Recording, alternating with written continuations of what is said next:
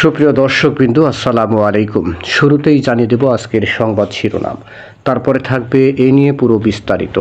March for Gaza কর্মসূচিতে ঘোষণাপত্র পাঠ করলেন আমার দেশ পত্রিকার সম্পাদক মাহমুদুর রহমান। রাজধানীর ঐতিহাসিক সোহরাওয়ার্দী উদ্যানে মার্চ ফর গাজা কর্মসূচিতে ঘোষণাপত্র পাঠ করেছেন আমার দেশ পত্রিকার সম্পাদক Mahmudur Rahman. Palestine solidarity movement আয়োজনে এই কর্মসূচির মূল মঞ্চে দাঁড়িয়ে ফিলিস্তিনের সমর্থনে এই ঘোষণাপত্র পাঠ করেন মাহমুদুর রহমান মান্না। এই কর্মসূচিতে অংশ নিয়ে ইসরায়েলের বর্বরতা রুখে দিতে বিশ্বের মুসলিমকে এক হওয়ার আহ্বান জানাচ্ছেন সাধারণ মানুষ।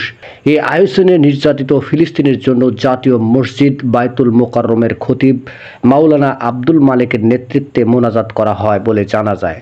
এর আগে মার্চ ফর গাজা কর্মসূচিতে যোগ দিতে রাজধানীর বিভিন্ন এলাকা থেকে ছোট বড় নানা বয়সী মানুষ মিছিল নিয়ে সোহরাওয়ার্দী উদ্যানে একত্রিত হন। এতে এক হয়েছেন নানা ধর্ম বর্ণের সামাজিক ও সংগঠন ও সব রাজনৈতিক দলের মানুষ। ইতিহাস সৃষ্টি করে এই কর্মসূচিতে শুধু ফিলিস্তিনের জন্য এক মঞ্চে দাঁড়িয়েছেন বিএনপি, জামাত, এনসিপি সহ বিভিন্ন রাজনৈতিক দলের নেতাকর্মীরা। এছাড়া শিল্পী, কবি, বিভিন্ন সামাজিক যোগাযোগ মাধ্যমের জনপ্রিয় ব্যক্তিরাও যোগ দিয়েছেন। দলমত নির্বিশেষে এক কাতারে সবাই এই কর্মসূচিতে যোগ দিয়ে ইসরায়েলের গণহত্যার দাবি বন্ধ করেন।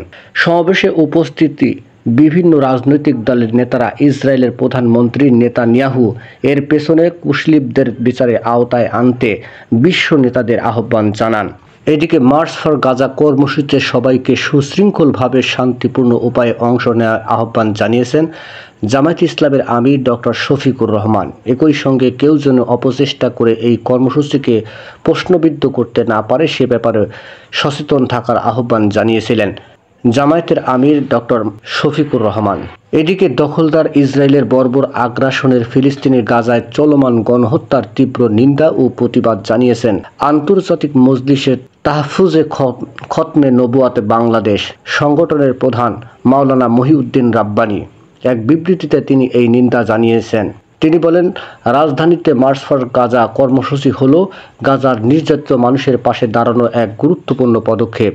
এই কর্মসূচিকে সফল করে তোলার জন্য আমরা দেশের সব মুসলিম আলেম ওলামা, ছাত্র ও জনসাধারণকে স্বতঃস্ফূর্ত অংশগ্রহণে ধন্যবাদ জানাই।